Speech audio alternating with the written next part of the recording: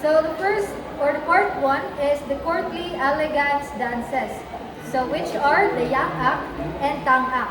So these dances are the most formal dances, preserved almost exactly the same way for hundreds of years. So back then, they were performed only for kings, queens, the high officials, and special palace events. So ordinary people could not easily see them.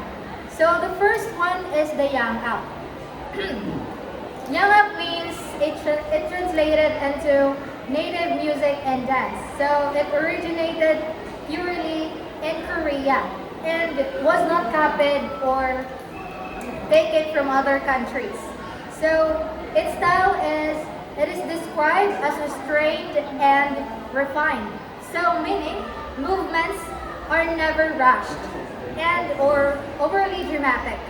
And every step is practiced carefully, focusing on calmness, grace, and dignity.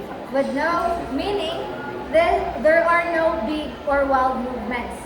So the second one is Tang-ak, translated into Tang Dynasty music and dance.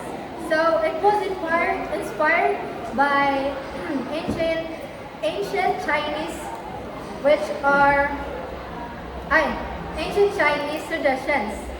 But Korea did not just copy it. They adopted it, added to, and changed it until now it became uniquely their own.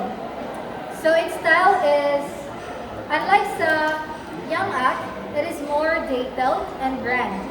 It has ornate steps with beautiful, decorative movements and layered formations where dancers are arranged in different groups, some at the front, some at the back, creating a lively and impressive sight when they move together.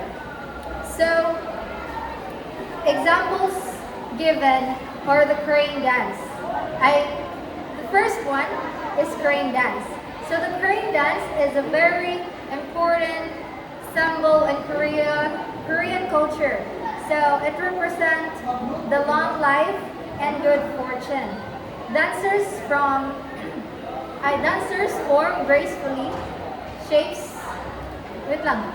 Ikat na, wait lang. Dancers form graceful shapes that look exactly like a crane's wings while flying or standing peacefully. So the second one is Nightingale dance. So this dance follows the natural rhythm of breathing, slow, gentle, and lyrical. So every movement matches the dancer's inhale and exhale, just like the soft, sweet song of a nightingale. Part 2. The spiritual foundations, ritual, and religious dance. So unlike courtly dances made for people and events, these dances are sacred. They are performed not to honor humans, but to connect with spirits, ancestors, and nature forces they believe give life and protection. So the first one that is the Elmo or the line dance. Based on Confucian teachings which value proper order, respect for elders, and unity. It follows precise geometric arrangement. So every dancer is in exact position with no crowding or missing spots. They stand in perfect straight lines and move together with perfect timing. Even a small mistake or being out of step can break the meaning of the rituals. So its purpose is it only performed at important gatherings to honor past kings and queens and to show respect for the legacy they left on the country. So the second one is the Buddhist dances. Come from the Buddhist religion. So brought to Korea thousands of years ago. Performed inside temples as part of prayers and mock spiritual training. Its style is known for contemplative motions. While dancing, the dancers focus deeply on meditation and humility. So, the examples given in Buddhist dances is the first one, butterfly dance. So the movement of the butterfly symbolizes freedom from worries and clearing the heaviness in one's heart. Second one is the sambal dance. The sound of cymbals help sharpen the mind and keep away negative influences. All of this are done to show devotion to their faith. So, the third dance is the shamanistic rites, the oldest form of dance in Korea, existing long before other religions arrived. It comes from the belief that all things, trees, rivers, mountains, and ancestors, have spirits that affect people's lives. So, its style is very different from the others because it is lively and full of emotions. So it is called ecstatic because dancers sometimes enter a special state where they feel they are communicating with spirits. So it is also narrative because it tells stories of the past or asks for blessings like good harvest, healing for the sick, or protection from storms. So also it is transformative because after the dance, the whole community feels lighter and united again. So that's all. In South Korea, there are two folk traditions, Nong-ak or farmer's dance and Kanggang Suwale or moonlit circle dance. Nong-ak is a communal dance which usually performed during harvest and solidarity celebrations, while Kanggang Suwale is traditionally for women, acting as storytelling and community bonding.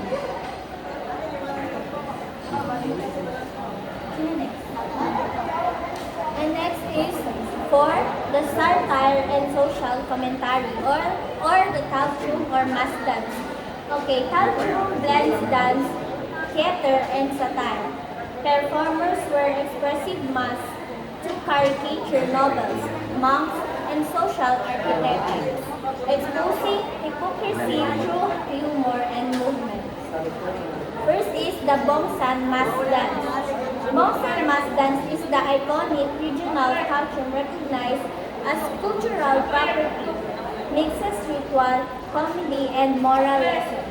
The function is for entertainment, moral critique, community catharsis, often improvised dialogue in symbolic choreography. So ng meaning is, ang sayo nila is yung nagsusuot sila ng maskara and yung ano nila, other dance nila which is yung culture nila sa South Korea is yung magsasayaw sila using maskara, nakasuot, wearing different colors of mascara, different expression of mascara. Then, ang purpose ng sayaw nila is to entertain or for their moral critique or tradition talaga yun sa lugar nila. Then next is the costume and music or the aesthetic identity. Aesthetic means the way of how South Korea express their like yung mga damit nila, how artistic they are, and kung paano sila mag-effort sa ginagamit nilang iba't ibang kasuotan sa katawan. Okay, first is the hanbok or cut and proportions emphasize sleeve and skirt movement. Create visible breadth and elegant lines that extend each gesture. So, yung suit nila is ng mahabang palta na gano'n. Then, hanggang ditong sleeve. Tapos, iba-ibang color. For girls, para yung purpose din ng ganun suot is para makagalaw sila ng maayos when dancing, like para makagawa sila ng iba't ibang gestures when dancing, and para comfortable silang sumayaw-sayaw. And then next is for the music. Their music is from for AAK, slow and stately. The folk percussions, salmonary ensemble, Hwanggyari, Jing, Jambu, or book supplies rhythm, color, and tempo sheets. So, for the theme of their music is slow. So, like gentle, Tas it depends sa ilang steps or sa ilang sayaw, ang ilang music. Like, kung ang ilang gesture is parang sad or gentle lang. So, ilang music is slow. Basta it depends sa ilang steps or gestures.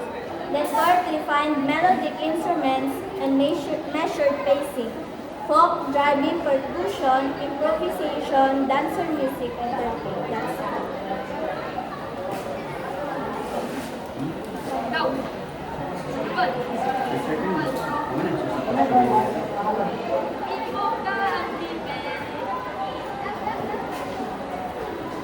In preserving the legacy on human national treasure. Since 1962, Korea's cultural asset law has protected intangible heritage. Designated masters transmit repertoire, technique, and teaching methods to ensure the authenticity and continuity. The roles of performer, teachers, and activists are responsible for performative standards and training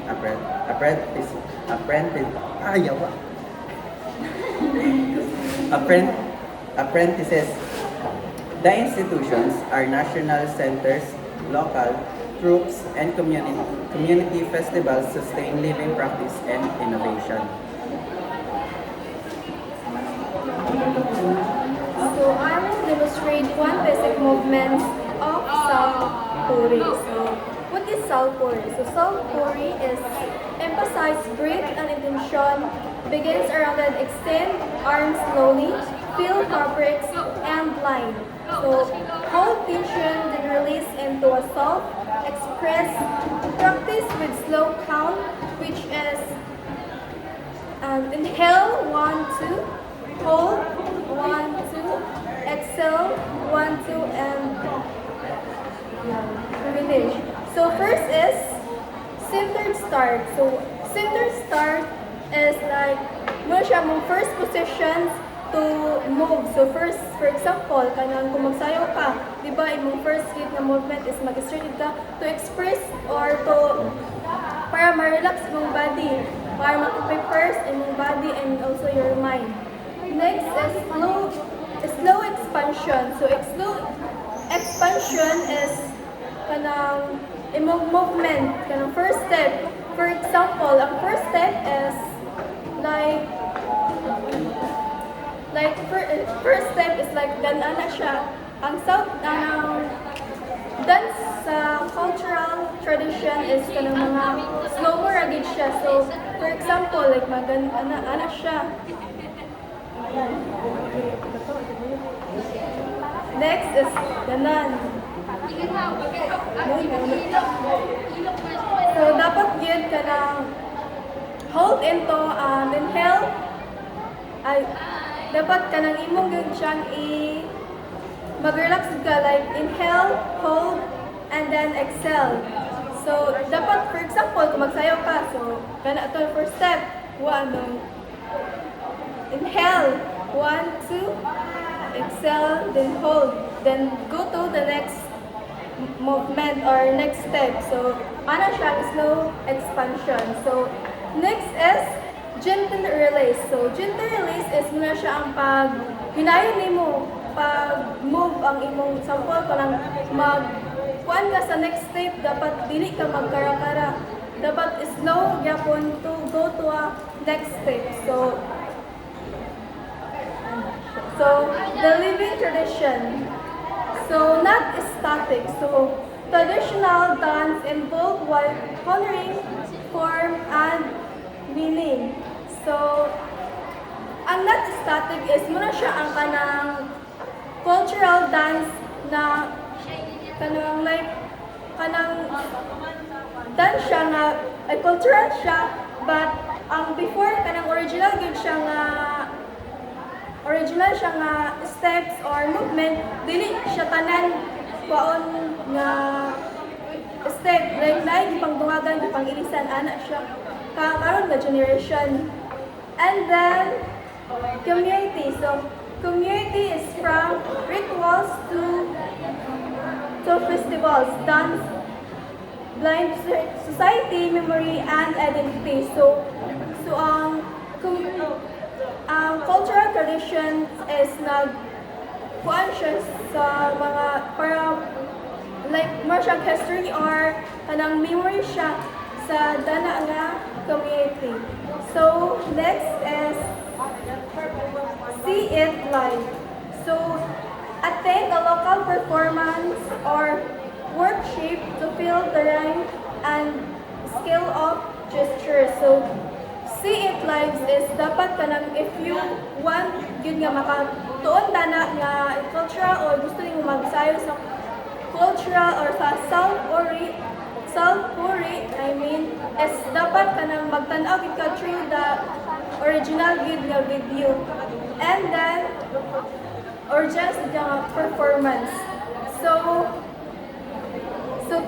tips para start learning self-puri, so slowly, which is focus on breath, posture, and the handbook flow to feel authentic present.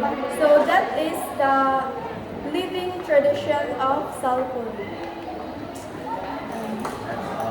So that's all. Thank you.